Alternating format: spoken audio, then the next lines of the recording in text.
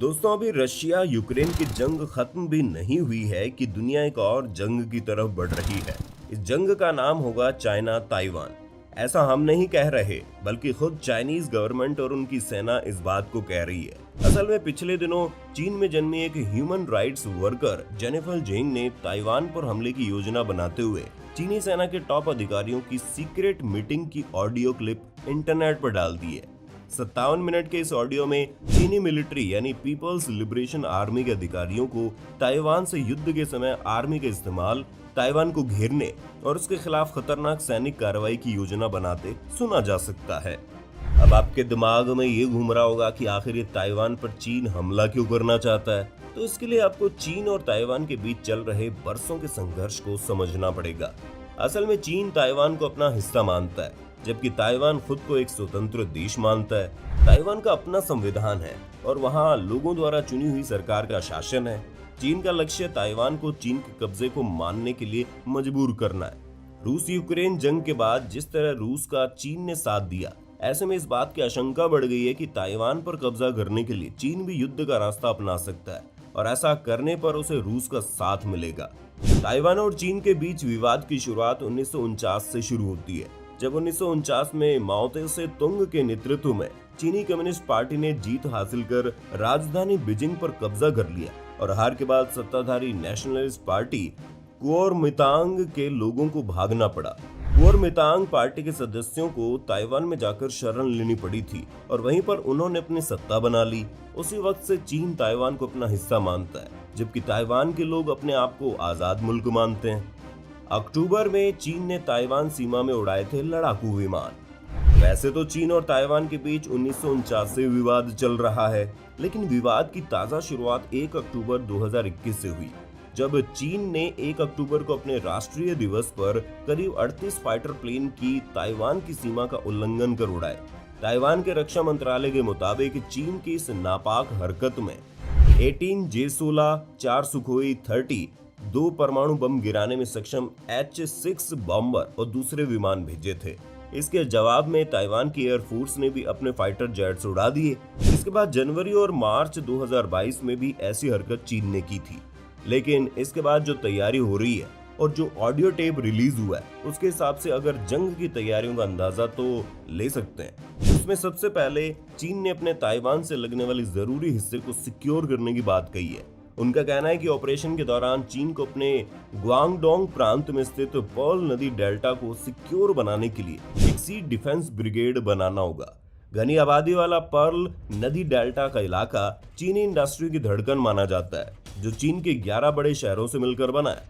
चीन को दुनिया के वर्कशॉप में बदलने का श्रेय इसी इलाके को जाता है। इस इलाके में दुनिया का ट्रेडिंग हब माने जाने वाले ग्वांजू, हाईटेक राजधानी शेंजेन, जहां हुआवेई और टेसेंट जैसी टेक दिग्गज कंपनियों का हेडक्वार्टर है। इसके अलावा और जरूरी शहरों में फूशान है, जिसे फर्नीचर कैपिटल कहा जाता है। इसके अलावा यहाँ जुआई, जियांगमेन, हुईझोउ, झाओकिंग, डोगांगुआन, जोंगशान, हांगकांग और मकाऊ मौजूद है।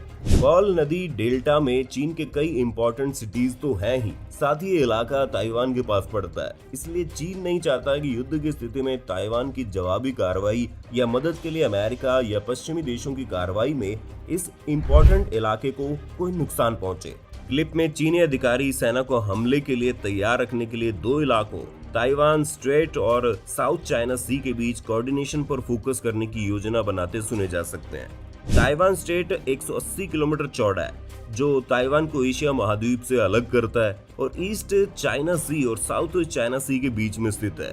हमले की तैयारी के लिए ग्वांगडोंग प्रांत को 20 अलग कैटेगरी में सेनाओं को इकट्ठा करने को कहा गया है। इसमें 1358 सैनिक टुकड़ियां, 1.4 लाख सैनिक, 953 जहाज, 1653 ऑटोमेटिक वॉर मशीन के साथ 20 हवाई अड्डे और बंदरगाहों, 6 रिपेयर और जहाज यार्ड, 14 इमरजेंसी ट्रांसफर सेंटर, अनाज डिपो, अस्पताल, ब्लड स्टेशन, तेल डिपो, गैस स्टेशन जैसी चीजों को इमरजेंसी पर रखा गया है। इस प्लान के तीसरे हिस्से में हवाई हमलों के लिए ड्रोन मैन्युफैक्चरिंग, समुद्री लड़ाई के लिए बोट प्रोडक्शन और दुश्मन सेना पर निगरानी के लिए जरूरी सैटेलाइट सर्विसेज के साथ ही सेना के बीच संपर्क के लिए जरूरी टेलीकम्युनिकेशन से जुड़ी कंपनियों को बड़े पैमाने पर प्रोडक्शन बढ़ाने पर जोर देने का आदेश दिया गया है। दोस्तों, अब ये तो आप समझ गए कि आखिर चाइना तैयारी कैसी कर रहा है। अब आइए आपको बताते हैं ताइवान अमेरिका के लिए क्यों जरूरी है, जिस वजह से वो ताइवान का साथ देने के लिए तैयार है।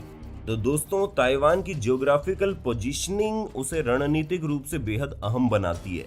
साउथ ईस्ट चाइना के तट से करीब 100 मील की दूरी पर ताइवान मौजूद है, और अगर इस पर चीन का कब्जा हो जाता है तो गुआम और हवाई द्वीप पर मौजूद अमेरिकी सैन्य ठिकाने सीधे चीन के निशाने पर आ जाएंगे। इसके अलावा वेस्ट पैसिफिक ओशियन में चीन को खुला रास्ता भी मिल सकता है, जो सीधे तौर पर अमेरिका के लिए खतरनाक हो सकता है। इसलिए अमेरिका ताइवान का समर्थन करता रहता है और उसे सैन्य सहायता से लेकर हर तरह की मदद करता है। इसके अलावा ऑस्ट्रेलिया, यूके और अमेरिका यानी AUKUS का समझौता भी पैसिफिक ओशियन के इलाके में चीन पर अंकुश लगाता है। इस समझौते के तहत ऑस्ट्रेलिया को पहली बार परमाणु पनडुब्बी हासिल होगी। साथ ही ताइवान के इलाके में दक्षिण कोरिया, जापान, फिलीपींस जैसे देश अमेरिका के साथ हैं। खैर, अमेरिका के ये साथ यूक्रेन के साथ भी था, और उसका क्या हाल हो रहा है ये वहां के लोग ही समझ रहे हैं। इसीलिए ताइवान की सिचुएशन भी यूक्रेन जैसी हो सकती है। अब अगर चीन और ताइवान की आर्म्ड फोर्सेस का मुकाबला करे तो एक्सपर्ट्स के अनुसार चीन दुनिया में तीसरी सबसे बड़ी सैन्य ताकत रखता है, जबकि ताइवान 21वीं बड़ी सैन्य ताकत है। चीन के पास 20 लाख एक्टिव सोल्जर हैं, जबकि ताइवान के पास 1.70 लाख सैनिक है। इसी तरह चीन के पास 3285 एयरक्राफ्ट हैं, जबकि ताइवान के पास 751 एयरक्राफ्ट हैं। चीन के पास 281 अटैक हेलीकॉप्टर है, तो ताइवान के पास 91 अटैक हेलीकॉप्टर है। चीन के पास 79 पनडुब्बियां हैं, जबकि ताइवान के पास सिर्फ 4 पनडुब्बियां हैं। जाहिर है कि ताइवान अपने दम पर चीन से मुकाबला तो नहीं कर पाएगा, लेकिन अगर यूक्रेन की तरह ताइवान को अमेरिका सहित दूसरे देशों का साथ मिला तो रूस यूक्रेन जैसे लंबे युद्ध के हालात बन सकते हैं। अब हमें ये ध्यान देना होगा कि आखिर पूरी दुनिया के लिए क्यों जरूरी है ये।